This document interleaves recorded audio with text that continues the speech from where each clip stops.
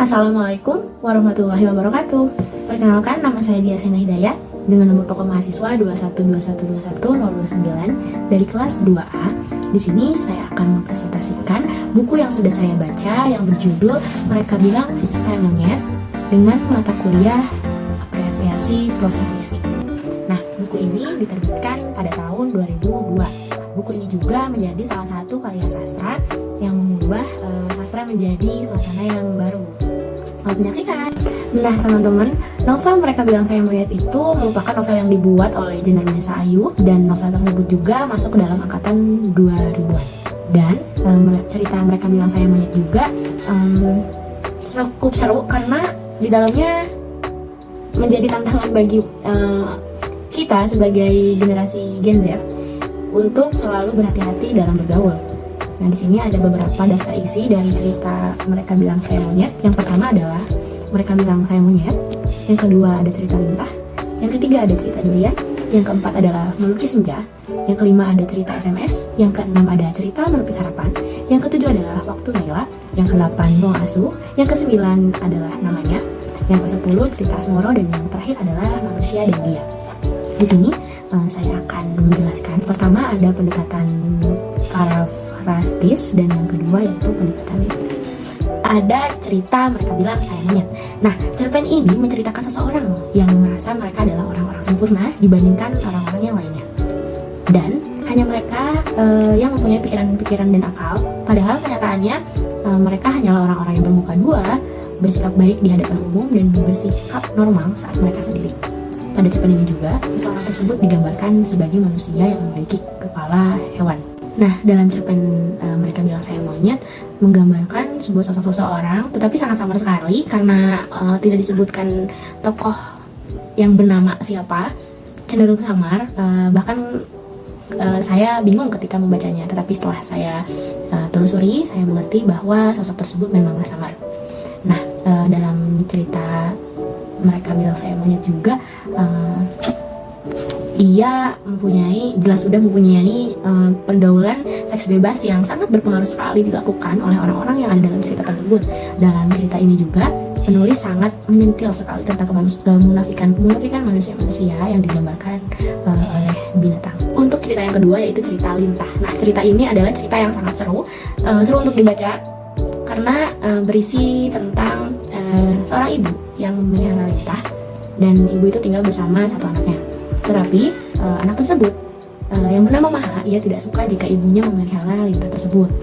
Nah, seiring berjalannya waktu, ibunya adalah seorang penyanyi. Nah, setelah itu ibunya banyak mengisi acara dengan cara meletakkan lintah di kepalanya, dan banyak dijuluki oleh orang ia adalah Medusa, penyanyi Medusa, karena ia banyak dikelilingi oleh lintah tersebut.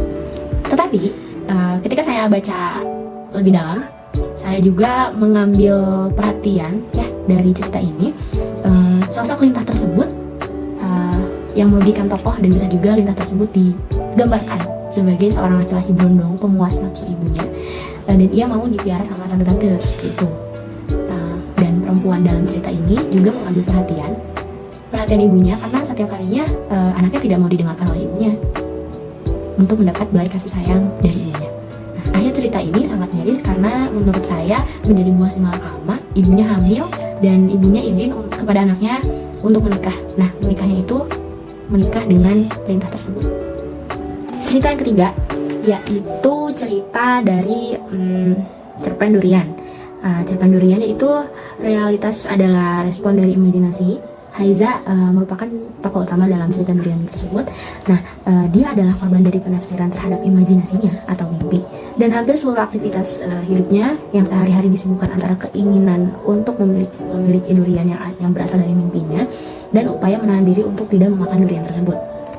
Nah, Haiza mempunyai 3 anak. Anak tersebut akan terkena penyakit kusta jika Haiza memakan durian tersebut. Nah, Haiza juga korban dari penindasan hasrat, dan untuk itu ia harus dihukum karena menindas hasratnya sendiri adalah suatu pelecehan jika juga dianggap sebagai suatu kemunafikan. Meski ia tidak memakan durian dan hanya menyimpannya saja, ia tetap mendapat hukuman, dan ketiga anaknya menderita penyakit kusta. Haiza adalah korban dari kerasukan imajinasinya sendiri. Nah, untuk cerita yang keempat yaitu cerita yang berjudul Melukis Jendela. Nah, cerpen ini bercerita tentang Meira. Tokoh utamanya adalah Meira yang senang sekali melukis. Ia adalah anak tunggal yang senang menghabiskan waktunya sendirian, dan ia sering sekali melamun karena tidak ada yang mengajaknya berbicara dan mengajaknya main. Dia adalah, yang paling mirisnya, dia adalah korban pelecehan seksual teman-temannya. Ia sering sekali diraba darah dan kemaluannya oleh teman lelaki di sekolahnya. Tetapi Meira bisa dibilang kisahnya itu sangat pilu. Karena kenapa? Ia tidak pernah bertemu dengan orang tuanya dan kurang kasih sayang dari ayahnya. Ia tidak pernah bertemu dengan ibunya, dan bertemu dengan ayahnya pun itu tidak sering. Ia senang melukis, dan pada akhirnya ia melukis lukisan orang tuanya di jendela agar mendapatkan ventilasi kebebasan perasaan yang ia lakukan. Nah, dari situ ia melukis lukisan kedua orang tuanya agar ia mendapat kasih sayang dari orang tuanya melalui lukisan tersebut. Untuk cerita yang kelima yaitu berjudul SMS. Cerita ini sangat unik sekali karena dia tidak menggunakan paragraf-paragraf yang sangat banyak seperti ini. Dia hanya mencetak tentang isi SMS saja. Bisa dilihat. Nah, cerita ini menggambarkan suatu perselingkuhan antara kedua belah pihak. Di sini tokoh yang ditulis dalam cerita ini ada Vira, Boim, ada Tiana, ada Arman, dan masih banyak lagi karena ini ceritanya perselingkuhan. Dan jangan ditiru ya teman-teman, karena perselingkuhan itu sangat tidak baik dan dilarang. Untuk sinopsis pendekatan yang kedua, saya menggunakan pendekatan didaktis.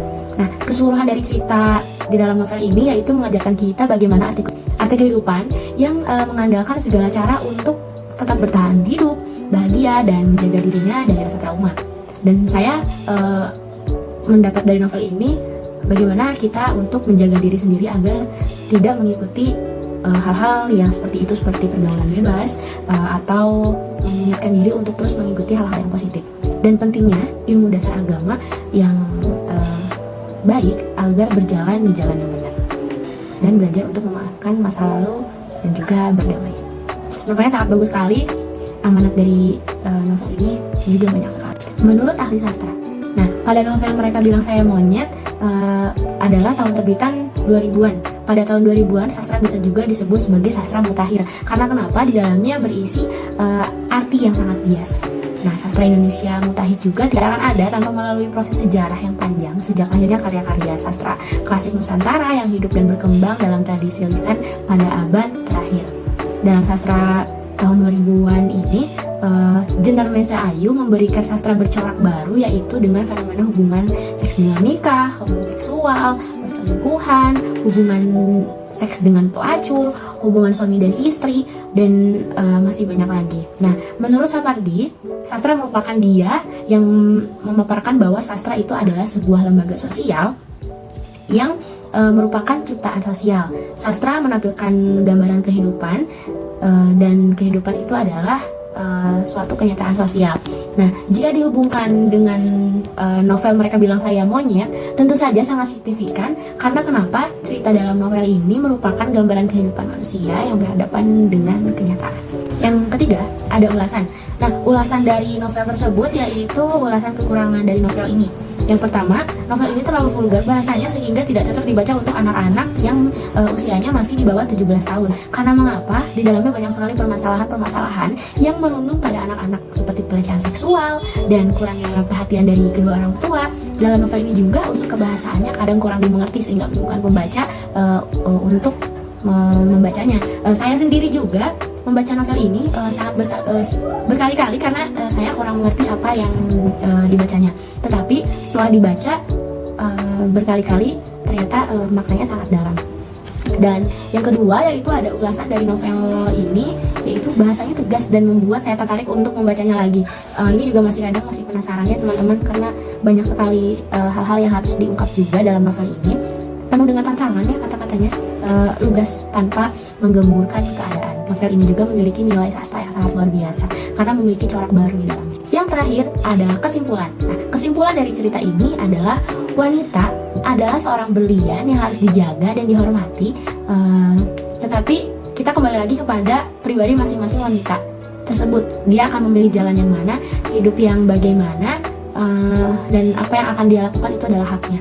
Tetapi kita sebagai manusia harus saling mengingatkan satu sama lain. Dan cerita ini juga menjelaskan mengenai pola hidup manusia yang hidupnya bebas dan tidak beraturan. Nah, dari hasil analisis saya, setiap orang tokoh memiliki karakter dan perjalanan hidupnya yang sangat luar biasa.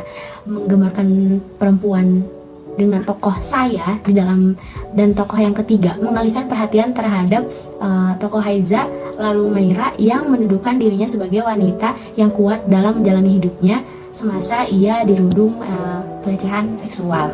Baik, terima kasih teman-teman yang sudah menonton. Mohon maaf bila banyak kesalahan yang saya sampaikan, kata-kata yang kadang saya salah ucapkan. Terima kasih. Wassalamualaikum warahmatullahi wabarakatuh.